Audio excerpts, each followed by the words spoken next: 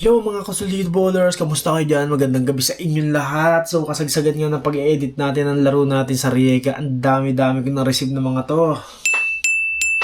Yan guys, ang dami nating na-receive na request ng dayo. Merong Poland, Hungary, Czech Republic, at meron pa tayo dito sa loob ng Croatia. So sa ngayon, sa usaping pagdayo sa labas is hindi pa natin mabibigyan ng prioridad sa usapang budget, schedule, at mga papers ng ating mga player. So talagang nakapokus muna kami sa mga dayo ngayon dito sa Croatia kasi yun lang talaga yung mas medyo madali sa panahon ngayon. Syempre dito lang, hindi namin kailangan lumabas, hindi namin kailangan mag-prepare ng mga ibang documents kasi meron akong mga player na hindi pa naman ganun katagal dito. Meron yung 1 month pa lang at 3 weeks pa lang. So wala pa talaga silang ID. So marami tayong dapat asikasuhin muna bago tayo lumabas. At syempre nakaplano naman sa atin yan. Lalabas at lalabas tayo. So kita-kits tayo sa susunod na dayo. Pipili kami kung saan kami pwedeng dumayo dito sa loob ng Croatia. Nice. Sana nandoon kayo. Huwag kayong mawawala. One day before kami dumayo, maglalabas kami ng video para imbitahin kayo kung saan kami maglalaro. Kita-kits tayo doon. Pwede rin kayong manood at pwede rin kayong tumalpak at kayo na bahala gusto nyong gawin. So kita-kits tayo at maraming salamat po sa nakaka-appreciate ng aming video. Lahat ng aming hassle sa buhay. Maraming